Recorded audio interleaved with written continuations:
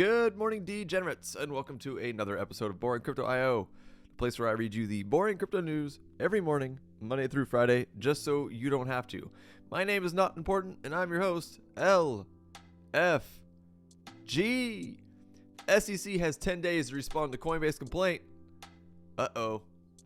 U.S. regional bank shares sink despite Fed calling banking systems sound. Why am I not surprised? And last but not least, jury convicts former OpenSea manager in NFT-insider trading case. To the market. Current market cap sitting at 1.201 trillion. Let's update this real quick just to make sure. Uh-oh, we dropped 1.200 trillion. Bitcoin dominance 47.1%. ETH dominance 19.2%. And wow, 81 Gwei will get you an ETH transaction. God, what's going on with Gwei? I've got to double check. Either NFT marketplace and see if there's a bunch of NFTs pumping, or if this has everything to do with nothing more than meme coins, potentially Pepe. Oh, market. Where are we at? Not a surprising change after yesterday's FOMC meeting. I honestly was busy, couldn't even get a video out, had a lot of personal stuff going on, unfortunately, and I honestly didn't even take time to watch the FOMC meeting. I really didn't care that much. I knew it was going to be nothing crazy. But we didn't get anywhere near as much volatility as I expected. Bitcoin did pump just a little bit, which we're going to look at here in just a second. Outside of that, not too much going on in the market. Pretty much a sideways day, 2% here and there. Nothing crazy that I can see so far within the top 50. Yeah, 1, 2, 3. Phantom, 7.2. Theta, 4.2. Rocket Pool, 4.6. CFX at a 9.46. I don't even know what CFX is.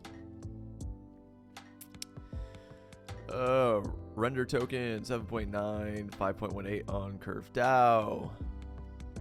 Woo! Sui launched, was it yesterday? Yeah, yesterday. I'm watching it. It is predicted to be a potential big hitter in the next coming bull. I am waiting for an entry point. We have it dumped hard when it hit the market, of course. That's what these things do. Every token dumps hard when it hits the market. But it seems to have stabilized. I am cautious. I haven't gotten in yet. I'm looking for. I'm hoping. Look, I'll say it this way. I'm assuming it's going to dump just a little bit more. I could be wrong. But right now, I'm waiting to see. Give it a couple days before I make an entry. That's kind of where I'm at on Sui. All right, moving on. Bitcoin. And per usual, guys, before I get too deep into Bitcoin, just the basic housekeeping rule or housekeeping things.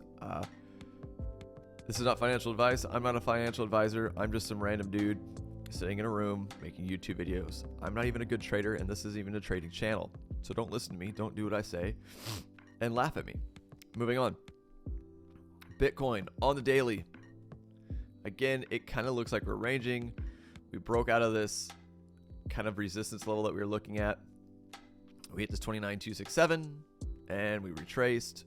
But if we go back into the lower time frames, let's look at the 4-hour. We're starting again to flip this 28.9, which has been previous strong resistance for a while. Resistance. It's starting to flip into support again, which is it has done before over here, etc. Again, we're backing out, and I said this on Monday. Backing out, it looks like we're just ranging in a very large range. But yeah, we're flipping it to support again. I don't know. Bitcoin's just been really weird lately. And I'm taking everything with kind of a grain of salt with what it's doing. But here's your pump after the FOMC. Up to the upside again, banging our heads on that 29.3. hopefully we break out of it and we can continue going to the upside. Right now, there's a lot of weird stuff going on with banks collapsing and stuff like that, and I don't know how that's affecting Bitcoin. You would think the narrative is bullish for Bitcoin. That doesn't mean the price is going to pump right now per se, because these are huge macroeconomic issues. So outside of that, we'll see what's going to happen. Let's just go ahead and move on to the news. SEC has 10 days to respond to Coinbase complaint. Coinbase's legal battle for regulatory clarity over the trading of digital crypto assets saw a development as the Third Circuit responds to their complaint against the SEC. Paul Grewal, Chief Legal Officer of Coinbase, announced on May 4th that the Third Circuit has responded to the complaint against the United States Securities and Exchange Commission regarding the need for clearer rules for trading digital crypto assets. This marks a development in the legal battle for regulatory clarity. According to Grewal, the court's response to their complaint against the SEC was a text-only order. The court has instructed the SEC to respond to Coinbase's writ of mandamus. Mandamus? These weird words.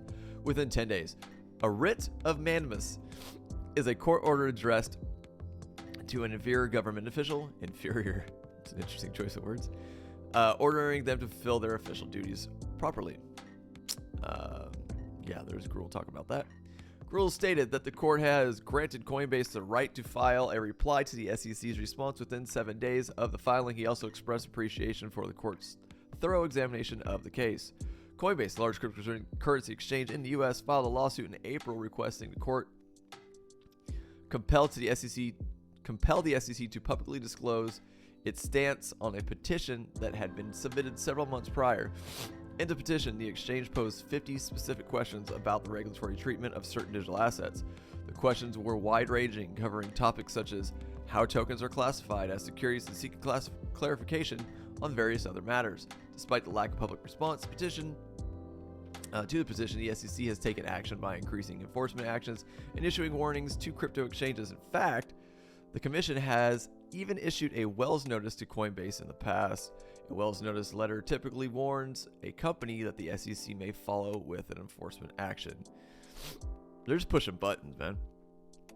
Due to the ongoing regulatory issues faced by the company, the U.S. investment bank Citi downgraded the shares of the crypto exchange from buy to neutral and has also lowered its price targets. The bank has cited too many unknowns as a reason for this downgrade. According to Citi analyst Peter Christensen, the downgrade will be until the regulatory rules of the road are better established in the U.S. Nothing new there. But look, the SEC isn't looking good. They got egg on their face. So we'll see what happens with this. Moving on. U.S. regional bank shares sink despite Fed calling banking system sound. Now, if you're paying attention to this, the banking system is falling apart right now. Lots of banks are failing. Lots of them are looking like they're about to go underwater. Lots of them are looking insolvent. And just like 2008, everybody is telling you, well, let me rephrase that. Just like 2008, all of these officials, these regulatory officials, the Janet Yellens, the Jerome Powells are telling you that everything's fine, which they have done always. And when they're telling you everything's fine, I hate to be the guy to tell you they're lying, because they are. Just like with inflation, when they said there was no inflation, then they said inflation was transitory, then they said it was caused by greedy corporations, then they said, oh, we didn't see this coming. Literally, Janet Yellen's words were, unfortunately, we didn't see this coming. It's bullshit. They know. They're trying to save their asses. Anyways, let's move on. PacWest Bancorp was the hardest hit bank after hours on May 3rd, falling over 50% following a reported plan to explore strategic options. Share prices over several United States regional banks tanked in after-hours trading on May 3rd, despite Federal Reserve Chairman Jerome Powell calling the banking sector sound and resilient just hours before. One such regional bank, PacWest Bancorp, fell a whopping 52.5% in after-hours trading after Bloomberg reported that the bank would explore strategic options on May 4th. and has been seen by some as another bank to potentially fall amid a U.S. banking crisis. The bank is reportedly considering a sale or capital raising, Bloomberg said, citing people familiar with the matter. And guys, I want you to look at this chart. This is not some shitcoin crypto chart. This is a major bank. See you later. Bye. It's terrifying shit. So, meanwhile, Western Alliance Bank Corp, 22.4%, Metropolitan Bank, 16.2%, and Home Street, 7.8%, were among the others hardest hit regional banks. Allergies, guys. I apologize. Metropolitan Bank once offered services to crypto firms, but closed its digital asset vertical in January because the firm wasn't content with how the cryptocurrency industry was developing. Western Alliance Bancorp also integrated blockchain-based payment solutions for its client base from the firm's blockchain and digital asset branch. Crypto gaining momentum as U.S. regional bank stocks tumble after hours. Jesus, look at these numbers, guys. Powell's attempt to quell concerns about the banking sector came as he announced that the Federal Reserve would hike interest rates another 25 basis points, which I'm not surprised. We all knew it was coming.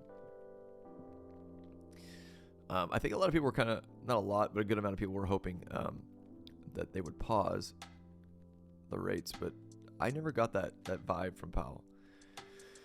Quote unquote, conditions in the banking sector have broadly improved since early March, and the U.S. banking system is sound and resilient. We will continue to monitor conditions in the sector as everything's tanking. These guys, they're so full of shit. They don't even try to hide their lies anymore. Powell added that the Fed was committed to learning the right lessons from this episode. Really? Not learning from 2008? What about the crash before that? What about the Great Depression? Oh, okay, got it. You're going to learn from this one. Sweet. And we'll look to prevent events like these from happening again. Bullshit. First Republic Bank collapsed was the second biggest bank failure of late. Problems first surfaced in April 26, when the news about government receivership broke out, causing the bank's shares price to plummet 20% in hours. Several on crypto Twitter have mocked Powell for stating that conditions in the banking sector have broadly improved since, I'm one of them. Since early March. Will Clement, the founder of digital assets analysis firm Reflexivity Research, tweeted to his 680,300 Twitter followers that the collapse of 5 banks, SVB, Silvergate, Signature, First Republic, and PacWest, sounds like a very sound and resilient banking system. Exactly. The horse giving the side eye. That's actually hilarious. Twitter users Zero Hedge made fun. Sorry, guys. Twitter user Zero Hedge made fun of Powell by noting to the 1.6 million followers that over $500 billion has been wiped out from banking failures in the past month alone. PacWest Bancorp's 52% fall is set to wipe out about $340 million from its market cap, which was $772 million at the May 3rd close, according to Google Finance. Yeah, guys, it's coming. I don't know what else to say. Like, I trust me, I'm not like sitting here going, oh, I got it all figured out. We're gonna be sitting pretty. I'm terrified. Don't let my joking demeanor fool you. I don't want this. This is terrifying. I am not looking forward to this. I'm hoping, I'm praying, I am fingers crossed that the money that my lady and I have in outside assets, particularly crypto, will save us through this. And I who knows? But it's not looking good. And I hate to be the doomsday guy, but this is really terrifying. But all I can do is just watch it unfold and try to pivot as the story presents itself and save some of the capital that we have. I recommend y'all do the same. Last but not least, jury convicts former OpenSea manager in NFT-insider trading case. Prosecutors claim Nathaniel Chastain profited from inside information about which NFTs would be featured on the marketplace. Of course, tons of them did. The former OpenSea manager who was accused of insider trading of NFTs has been convicted on May 3rd of wire fraud and money laundering in a New York federal court, according to Reuters. According to prosecutors, Nathaniel Chastain, Jesus, I'm sorry, a former product manager at OpenSea, was in charge of choosing which NFTs would be featured on the website's non-fungible token marketplace. After making the decisions, he frequently purchased these NFTs and then resold them after they had been featured, prosecutors said. He was charged with wire fraud and money laundering on June 1st in connection with these alleged transactions. The trial began on April 24th and has been watched closely by lawyers specializing in crypto-related issues. Some legal experts have argued that the outcome of the case may affect whether the NFTs are considered securities. According to the May 3rd report, defense attorney Daniel Fillor argued in the trial's closing statement that Chastain wasn't guilty because he had never been told the information was supposed to be confidential, stating that nobody told Nate that he couldn't use or share that information. By contrast, prosecuting attorney Allison Nichols argued that Chastain knew he was breaking the law. She claimed that he used anonymous OpenSea accounts to make the trades, implying that he was afraid of being caught. Bingo bango. He hid what he was doing, Nichols reportedly told the jury in her rebuttal. He knew that he had violated OpenSea's confidentiality agreement. Absolutely. It marks the first time a person has been slapped for using privileged knowledge to trade non-fungible tokens. A former employee of Coinbase, Ishan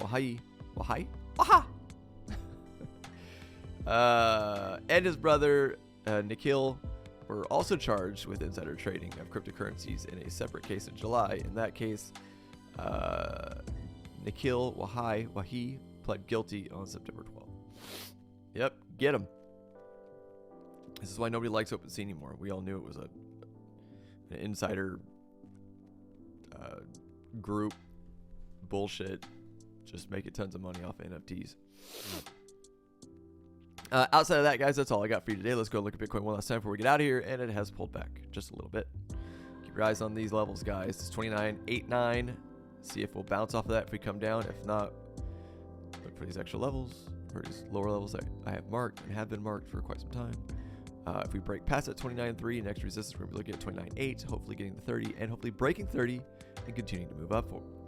Outside of that, per usual, if you enjoy the content I provide here for you every morning, Monday through Friday on Boring Crypto.io, please by all means subscribe to the channel, turn on the bell for notifications, watch, like, and share the videos on all of your social platforms, and I will see you bright and early tomorrow morning. Cinco de Mayo. I'm out of here.